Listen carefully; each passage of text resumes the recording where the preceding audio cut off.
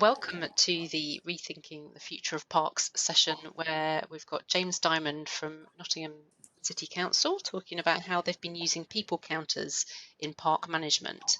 This is part of our Smarter Parks session for the Nesta and FPA workshop. Over to you, James. Thanks, Claire. Yep, so hi, I'm James Dymond. I'm the Parks Development Manager here at Nottingham City Council. So the Wise Parks project was a Nesta-funded collaboration between ourselves and the University of Nottingham to look at getting some objective and proper data on the usage of some of our key parks. So first of all, why do we want data on our sites? Well, a number of reasons. Firstly, thinking forward and thinking ahead about income generation. Often we're needing to make business cases for new developments and new interventions on sites. And this is where user data will come in really useful to stack up the finances behind that. Thinking about maintenance regimes on sites, and really, maintenance regimes at the moment are fairly standard, but actually, can we alter these and be more efficient about them, or at least tailor them to the higher usage areas potentially? And then also about setting baselines for interventions and developments and regenerations in parks. So we've got before and after figures on user numbers. And as an example, this is Collet Country Park in this photo. So these two big lakes alongside the River Trent. Now, the other problem we've got is other techniques such as counting at visitor entrances just isn't feasible on a site like this, where you've got a really permeable boundary all the way around that site, where people could come in. And the traditional methods that we have used in the past on tennis courts, for example, counting people entering at a certain point just wouldn't give us a true picture. At a certain point just wouldn't give us a true. So the principle behind Wise Parks is that nearly every Wi-Fi enabled device periodically pings out a signal looking for a Wi-Fi connection, whether that be a phone, a tablet or a laptop. So unless you turn your Wi-Fi off, it is constantly looking for a Wi-Fi signal somewhere. And so anyone with the inclination, i.e. us in this project, can see those probes and who sent them, and we can get a count of the number of devices nearby. We can't see anything that goes on. All we can see is that there's an anonymous device out there pinging out looking for a Wi-Fi signal. And this is the device. This is an example of a small one at the version 2, as it were, which is just propped on the window at our plant shop next to in one of our parks here in Nottingham. This is the main device itself. And then it's got this 3G, 4G dongle hanging down, which is what's sending the data back to the server. So they're really neat. That's plugged into a mains PowerPoint, which is something we'll discuss later, and can be really stashed anywhere. So that's sitting there looking for people who have got a Wi-Fi enabled device coming in and out of the shop. So one of the first sites, so I'm going to keep moving around here. One of the first sites we've got that we looked at as part of the project in our first phase was Highfields Park, nice big destination park centered around this lake next to the university campus, which is just to the north of it. We initially established one device at the east end, which is the main entrance into the park, near the playground, the ticket office for the boating lake and the cafe. And then later established a second device at the far end near the cascade where the water runs into the lake. And what we wanted to do was see both kind of peaks and troughs of usage, but also the difference between the two. And this was one of our first challenges. We've got a PowerPoint at the east end. It was in the ticket office, so it's nice and easy. At the west end, we didn't have a PowerPoint, so we had to do some work to get a power socket put in there, but it was well worth doing for the longer term usage. And so once we started to get some data back, this is what we saw in late spring 2019. This is average, so down the y-axis, you've got the average number of devices we're seeing every 5 minutes. And then you've got time of day across the bottom. So this would be for an average day in spring 2019. And what we expected this kind of normal peak throughout the day with a peak at around lunchtime. What we didn't realize was we were getting these peaks every 2 hours, which is the students crossing the park to and from their lectures. And that was just something we really hadn't factored into our understanding of how the park is used previously. And you can see we've got weekend data in green and weekday in black there. Compare that then to, if I just go back, you've got peak of around 100 devices every 5 minutes last year in spring. Compare that to this summer, you can immediately see we've got 3-4 times as many devices every 5 minutes over lockdown period, when parks were really, really busy. And what we're not seeing is those 2 hour peaks, because of course, A, it's summertime, and B, and mainly the students weren't around, obviously very different. And you've got a distinct change here at about 9 o'clock in the morning where the park usage really kicks off. And then if we crudely put those two side by side, you've got the comparison between spring 2019 here on the right and summer 2020. So this was information on park usage we really just didn't realise, without this objective data behind it before. So the other way of plotting this is that you can do it over a calendar period. So you've got date across the bottom, time of day on the y-axis, and basically darker areas are the busier times. And what James, my colleague at the University of Nottingham, who was our partner on this, showed was that these real dark patches were correlated with good weather. So again, you can start to pull out comparisons between this and other data. So then moving on to other sites, one of the other sites then we looked at this summer was the Victoria Embankment. Again, big destination site, south of the city centre, near to the river. And what we're preparing at the moment is a stage 2 lottery bid for the Memorial Gardens here on the east of the site. So we wanted to get some data as a baseline before our restoration project. So we've established 3 counters here. We've got one at the play area, bike track and paddling pool. Of course, the paddling pool wasn't open this summer. That's on a mains power source in the pump room. We've got one here in the bandstand, again, mains power, and then one in the Memorial Gardens, which is actually in a bin. And that's one of our first challenges was establishing battery power to one of these devices. And what we're finding is that there's a 3 to 5 day battery life for that. So we've been lucky enough to establish it on a site where we've got someone, an attendant, who can change it regularly and swap batteries over and keep them charged up. So that's a challenge to bear in mind. But that's already started to produce some very interesting data. So numbers at the playground, up to 300 to 400 devices every 5 minutes on an average day at the weekend, compared to in the bandstand, maybe 10 to 20 or around the bandstand, and in Memorial Gardens, 30 to 40 to 50 at the weekend, with some real choppy changes over the data over the course of the day. And this is exactly what we expect. The target of our restoration project is to get more people from this real busy part of the site over to these other quieter areas through that intervention, through that lottery funding and that restoration. We hope will go ahead. So this is starting to give us a baseline and a comparison between different parts of the site. So thinking about ongoing uses of the data. So like I said before, long-term study, essentially thinking, how do we know now, what do we know better about the park usage? When should an event go ahead, either seasonally or time of day?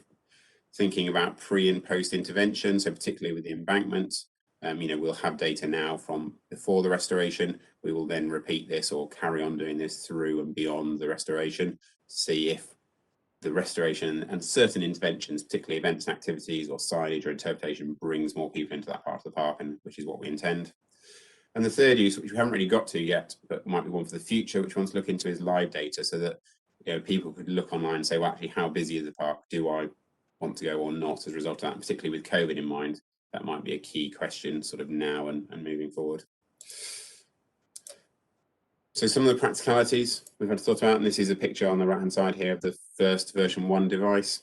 The big assumption is that if you're turning these numbers into visitor numbers, what assumption do you work on? Is everybody carrying one device? Well, actually, at the university, it's more than one, because all the students carry tablets and phones and laptops as well.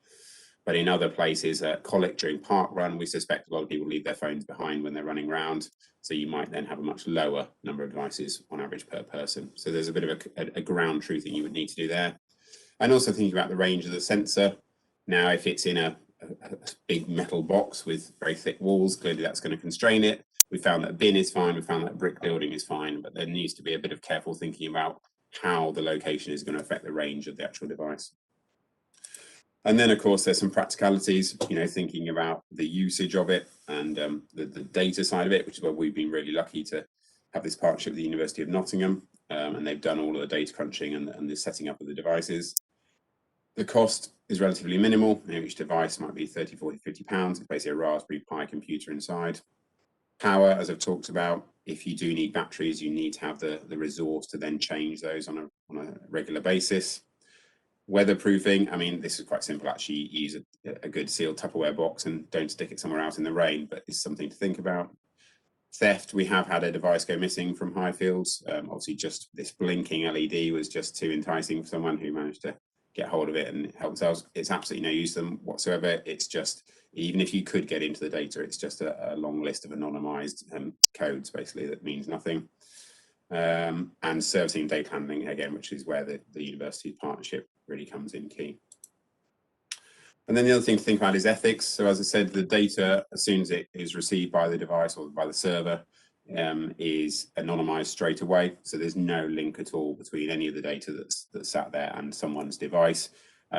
A number of devices like iPhones also scramble their MAC address on a regular basis anyway. So there's no way we could track people, even if that was ethical, which we don't believe it is. And there's new European legislation coming anyway, which would prevent that in the future.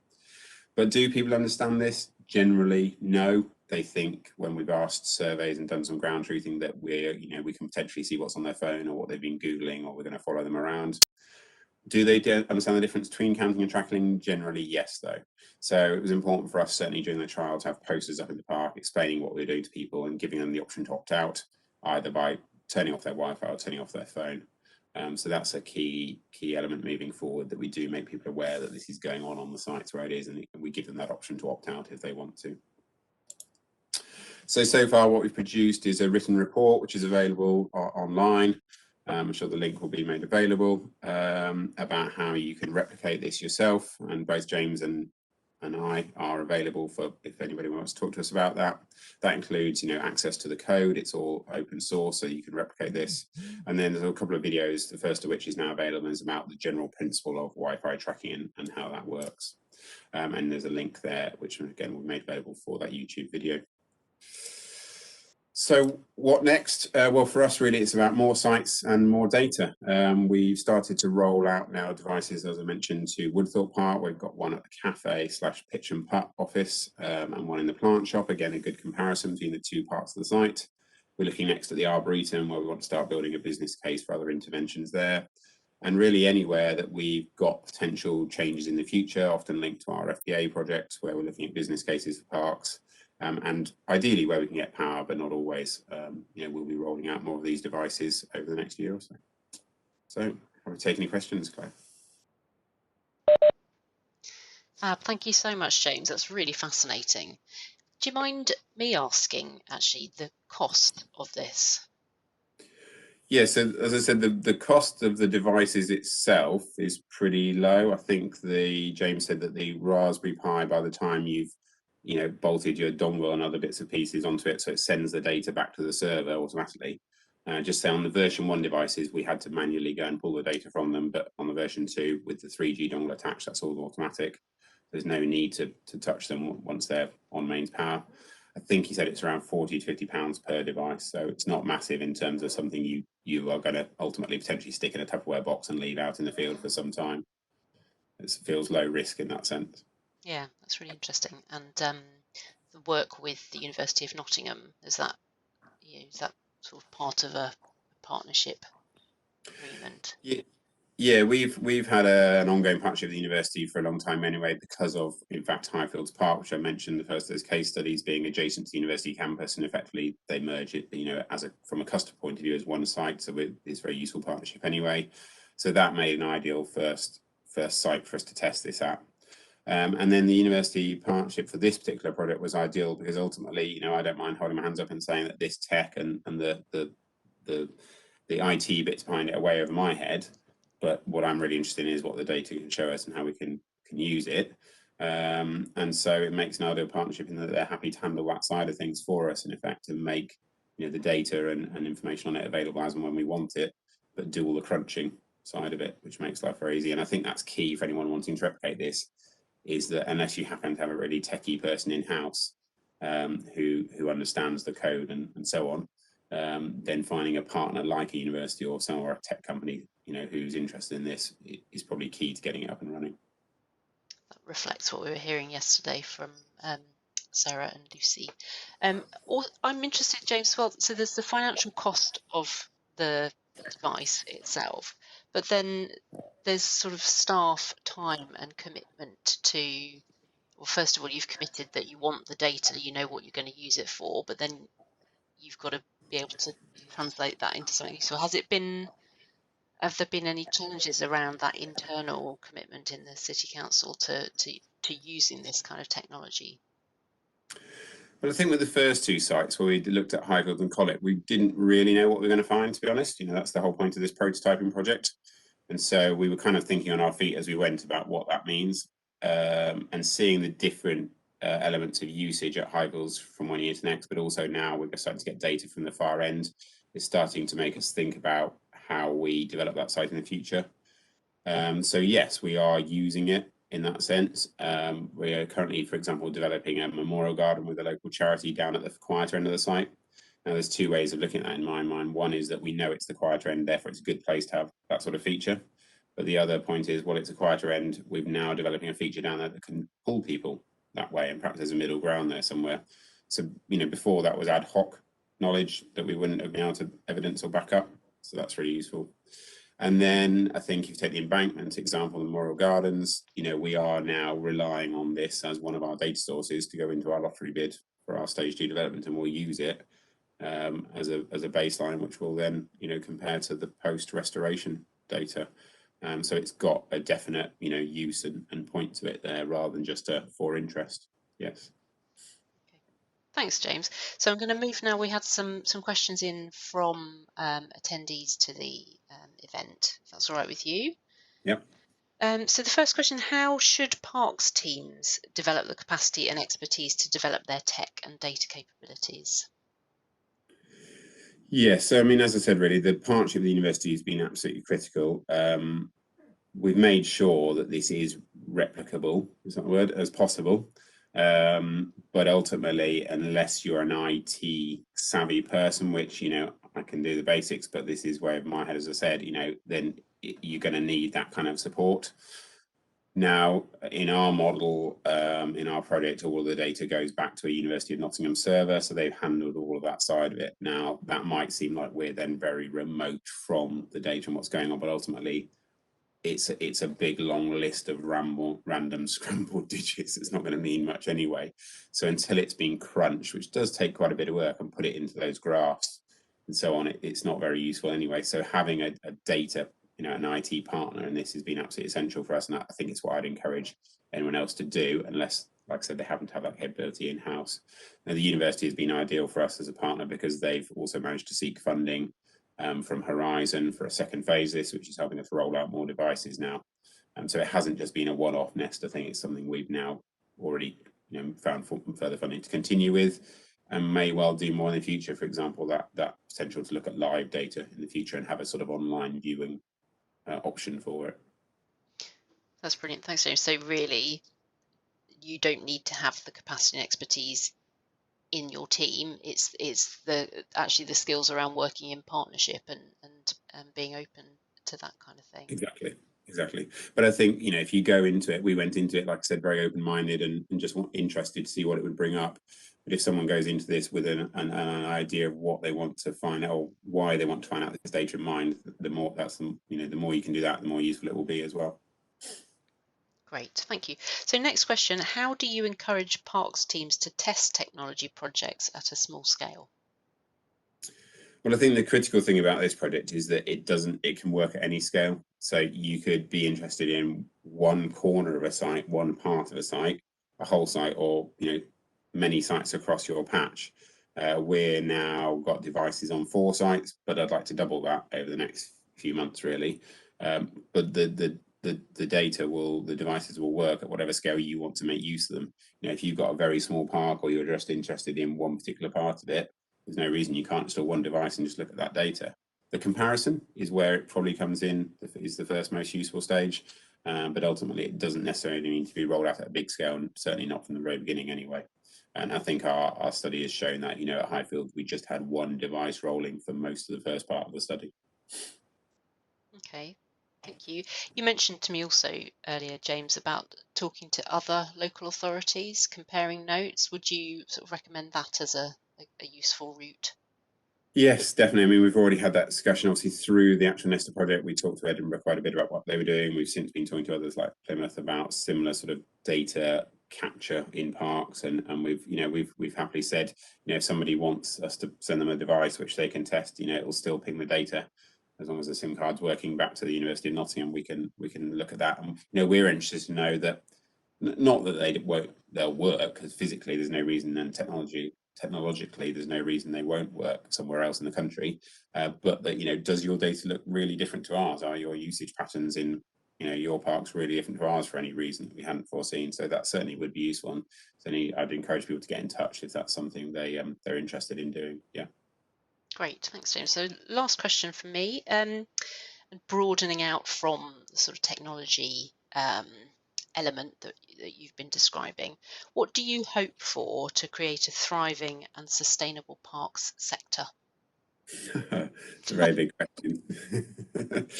Well, the ultimate aim, I suppose, as I said at the beginning of all this data, is it goes into evidencing park usage. And for us, I think, I don't think I would be speaking out of turn on behalf of the sector to say that, the park sector is really quite behind in terms of that. It's generally well recognised with the people I work with. A leisure centre has a door, where you can trap people in and out. So does, a gym. So do all these other types of facilities. Parks are naturally, especially the big ones, very permeable. We don't really know an awful lot about how many people use them. We've done here in Nottingham manual visitor counts and estimations. We've done counts of people going out to a tennis court gate, but we already have very little data on a number of most of our other big sites.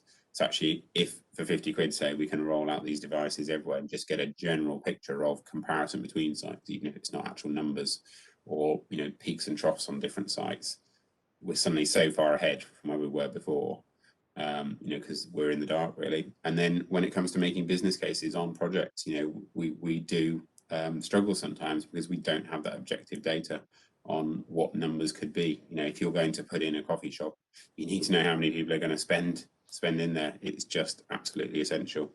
And whilst we can do surveys and ask people face to face, this just gives us that extra level of background data on what usage could be in the future. Excellent. Thank you so much, James. Welcome to the Rethinking the Future of Parks session on smarter parks. And I'm really pleased to introduce Sara Cavalho from Eco Record and Lucy Kennedy from Spot It Limited. And I'm going to hand straight over to them to introduce themselves and share their presentations. Thank you, Claire. Good morning, everyone, and thank you for inviting us to talk to you about our involvement with the Birmingham Future Parks Accelerator Programme. We are mainly talking today to you about how we used satellite imagery to derive a comprehensive habitat data set for the whole of Birmingham and the surrounding areas. The aim where we fit in the Birmingham Parks Accelerator Programme, and our main aim was to be able to map and devise a nature recovery network for the city as a starting point for the improvement of the green space landscape across Birmingham, and to allow us to plan to understand what it looks like now, but to allow us to plan for what we would like it to look like in 20 years' time. So we worked with our colleagues in Spot It, which know all about satellite imagery and understand the technology, and they helped us to generate this habitat map for the area. Claire has introduced me, but my name is Sara Cavalho, and I am the manager of Eco Record. We are the sort of local environmental record centre for Birmingham and the Black Country, and our remit is to we are a repository for information around habitats and species and sites for the Birmingham and the Black Country area. So second slide, please, Lucy. There we go. Oh no, sorry, first slide. You can leave it there. Where does this start and why does it matter? We we do have climate crisis and an ecological crisis on our hands, and we do know that green space plays a big critical role in addressing those crises. We also know, and there's an increasing awareness, that green space and nature brings about multiple benefits for people's health, wealth, and well-being, and that's not just globally, but very much locally as well. We do have a sort of a growing recognition by citizens about the importance of green spaces, and this does highlight that there are areas of environmental inequality that do need addressing and make the environment better for everybody. Now, a first step in bringing about that change is to understand what is the nature of the city's green space, and what are and where are these habitats that we have across our city, and also critically where they're not, so that we are able to come up with a plan to improve the city and the green spaces for people and for wildlife. The ecological and the amenity value of the city's green spaces has been recognised for a while, and we have been on this journey towards a nature recovery network, of strategic kind of vision for the city's network of green spaces that allows us to have better natural green spaces that will benefit people and wildlife equally. And we have used this sort of understanding and this sort of strategic notion to deliver improvements in the city's green spaces, but we critically sort of lacked this comprehensive evidence that told us what the resource, the habitat resource, really is across the whole of the city, and this is quite important to help us plan, decide what the opportunities are, but also plan for and direct investment in biodiversity and in the green infrastructure of these spaces. So on to slide 3, please. There we go. Working this time. Right, thank you. So yes, this is the map in the middle is the now our new habitat map that was derived from satellite imagery, and it does show all the habitats, all the vegetation across sort of Birmingham and its neighbouring areas. As I say, this is already allowing us to map things like connectivity, habitat connectivity, that is, but as you can see, it's already sort of showing patterns of where there are bigger gaps in the vegetation, and where we need to perhaps direct and consider improvements and investment in green infrastructure, but also is starting to help us to understand where might we also direct some investment towards sort of habitat improvements. What type of habitats? Where do we want these connections? What needs to go where in order to improve this sort of wider network for nature and for people? So I think this is where I'm going to pass on to Lucy, so she can tell us all about how we got to this point of having this habitat baseline. Thank you. Thank you very much, Sarah, and thank you, Claire. So good morning, everyone. So as Sarah says, my name is Lucy Kennedy, and I'm CEO and one of the co-founders of a company called Spottit. And Spottit believes that satellite imagery and analytics is the most amazing source of data that us humans have. But we currently do very little with it, and we want to try and make this data accessible and the analytics of this data also accessible and low cost.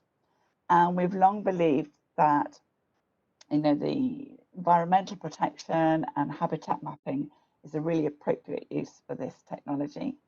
So Sarah says that we helped her, but she helped us as well with her data. So what we looked at when we were looking at this project is, can we provide a comprehensive base map for a pretty large area? I mean, the West Midlands Combined Authority is, what is it? It's about it's just under 1,000 square kilometres. And we were also looking to do have a buffer zone around it of 5 kilometres, because of course nature doesn't stop at our boundaries, neither at our county boundaries nor at our park boundaries. And so this is a huge area in terms of if a local authority had to send ecologists to map this area. It also covers huge, heavily urban areas, as Sarah showed in the previous slide, something that, again, traditionally we don't map the nature and the green spaces that we have in our heavily urban areas. But of course, this is one of the beauties of satellites. We can cover huge numbers of square kilometres with our imagery. And in fact, if you look at the imagery, we used 6 images to cover the whole of the West Midlands Combined Authority. And the resolution of the analysis was at sub-metre resolution. So we're working at 50 centimetres resolution. So we can really see who has paved over their back garden and who hasn't, where all the little walkways are between urban areas and parklands, and we can really see the detail. So this must be fabulously expensive, right? Well, we're trying to make it not expensive. There is a program called the Space for Smarter Government program, which gives public bodies access to a free set of satellite imagery, and I'll talk more about that on the next slide. But even if we didn't have access to this free imagery, satellite imagery is generally cheaper than aerial photography, and this is something that people don't really appreciate. And pricing is becoming much, much more competitive as well, as there are a number of commercial providers out there. And in terms of doing the analytics on it, we worked out that this came down to about £7 per square kilometre. And, that's the number that's... Oh, don't know what that interruption was there.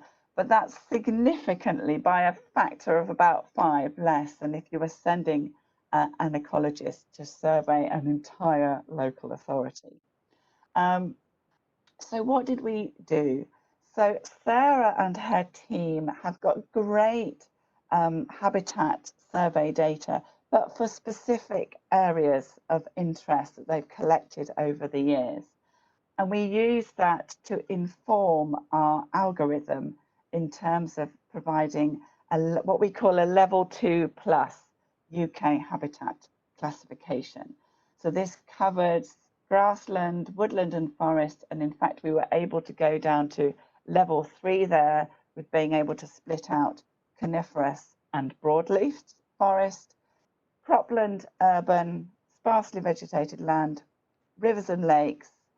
Wetland we did via a separate moisture layer, and then heathland and scrub. Obviously you guys have no coastal area, so we didn't have to look at that particular classification. So what EcoRecord and the team ended up with was a huge chunk of data at very high resolution, covering both the open spaces and urban areas, and classified to these with these classifications. We were really happy. We managed to achieve what we consider as an excellent accuracy for a sort of first pass on this. For most of the classes, we were well above our target 85%, and the classes where we were below that were cropland, but we've already instigated a fix for that by looking at more snapshots of the land during the year to understand better which is cropland and what is not. And heathland and scrub was a challenging class because we had very little training data for that. But again, we are looking at improving that with Sara and the team by using more data on that one. And the idea is that this would be an analysis that people could really run cheaply and cost effectively, and it's a repeatable service. So we have workflows that are quasi-automated on our end to keep the costs down.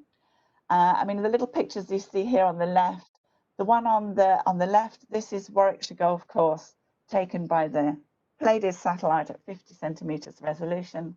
And then on the right, you can see the resulting habitat classification from it. And down on the bottom here, this is something we're playing at a little bit. One of your priority habitats is obviously hedgerows. So can we use the same imagery and a different algorithm to pull out the hedgerows for you? And that's still in development, but is coming along nicely, let's say. So I think if you remember anything for this presentation is that satellite imagery can cover huge areas. So you can really look at scale, but you can look at high resolution. So you can do that at sub-meter resolution. That there is some data for you that you can access for free, which is maybe a way to get you started on a small scale technology trial. And these are the details on where you can access that data. And it can be public bodies and third-party technology providers like Spotted working with you on your projects. And then I'm going to switch to a little video. Here we go. Give me a shout when you can see it full screen. So if the video works, this is just an illustration of how easy with this technology we can make, for example, accessing data like health of vegetation, changing health of vegetation, loss of green space, and habitat classification. And of course, satellites fly all over the world, not just all over the UK. So perhaps you can start to do projects internationally. Yeah? Anyway, when I press this button, we are going to go to Chile, because I can go anywhere in the world, and to do a land cover analysis. We're drawing the area of interest. And now when we press this button, the system is going to show you suitable imagery that's available. You choose the image, you give it a name, and you click go. It does take a few hours on our back end, but the end result is something like this.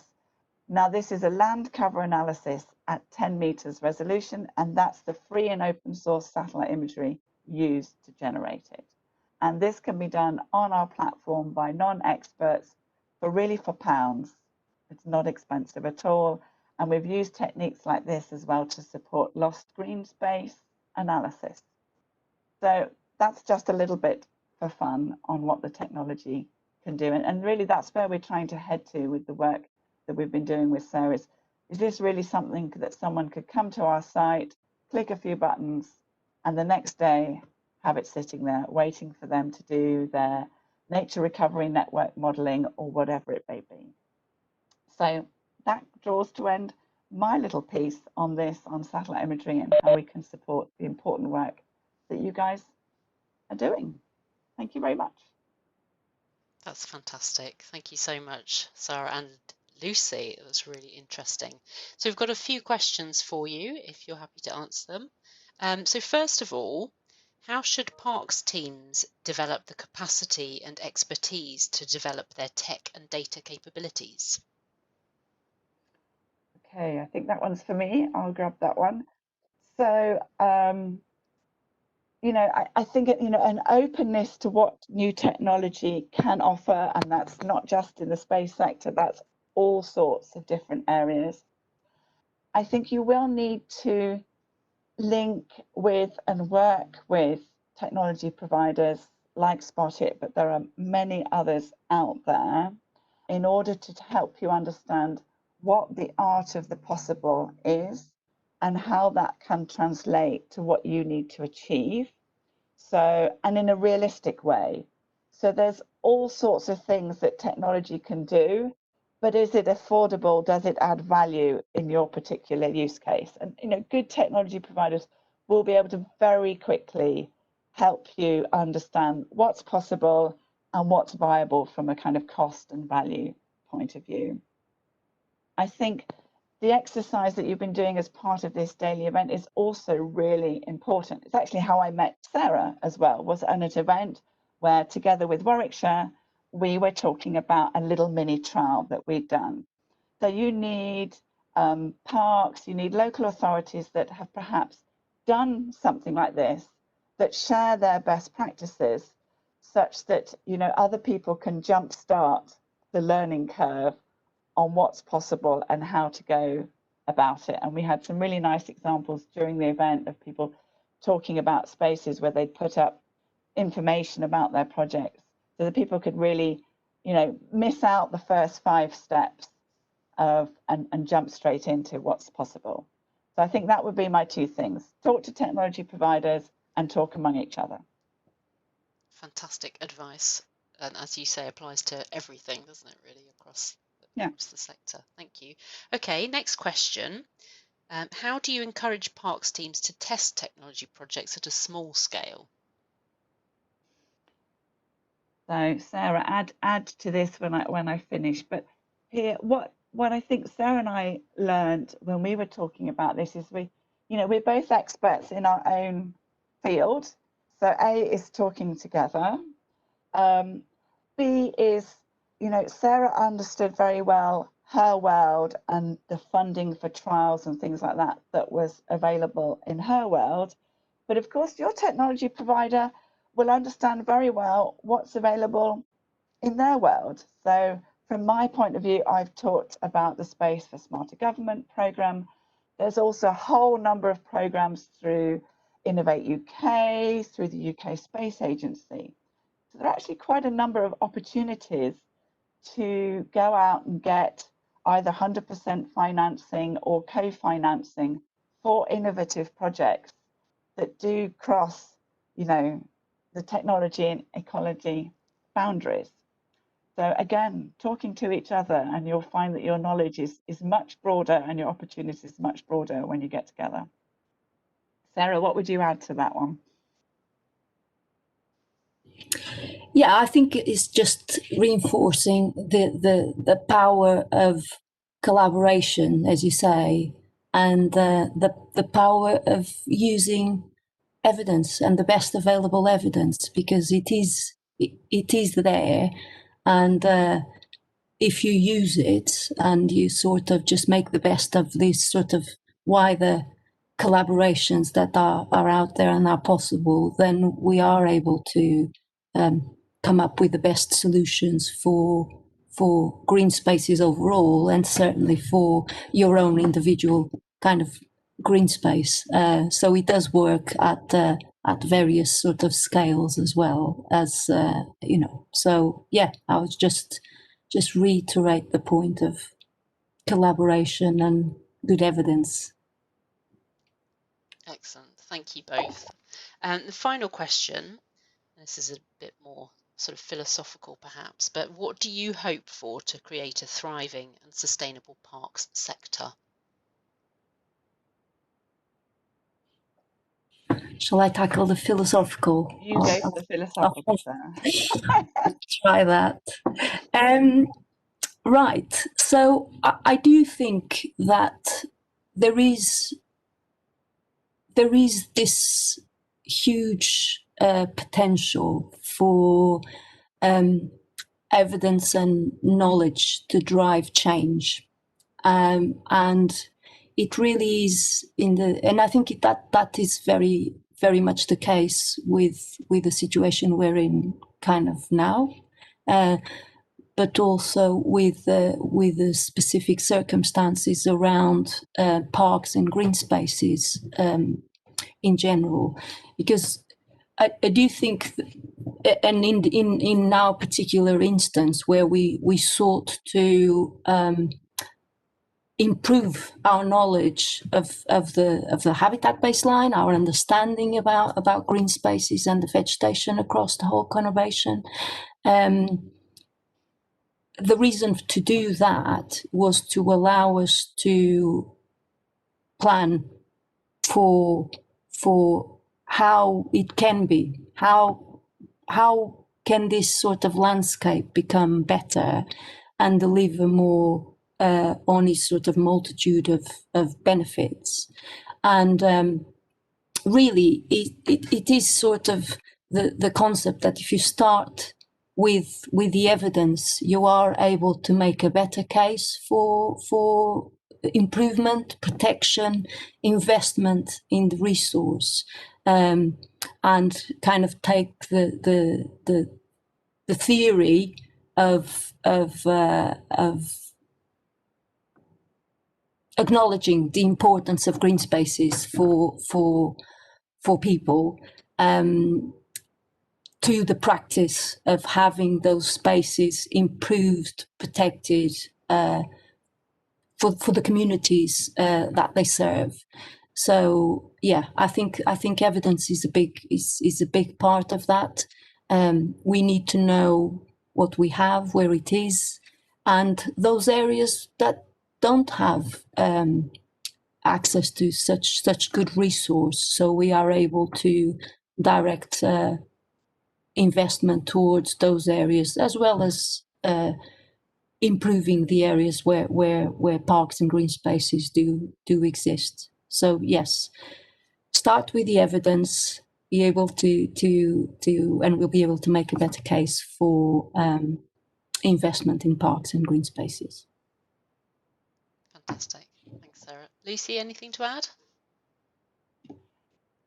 I think the interesting thing for me is when you can work at scale, you can see how the parks, the formal green spaces are the sort of beating hearts. But of course, you've got all the veins and all the arteries going out that is bringing people and wildlife to green spaces, between green spaces. And that's really interesting to see how that can work together and be not just a benefit to the park, but how everything fits together. I think that's really interesting. Brilliant. Thank you both so much for that. That was pretty clean take on everything. Thank you.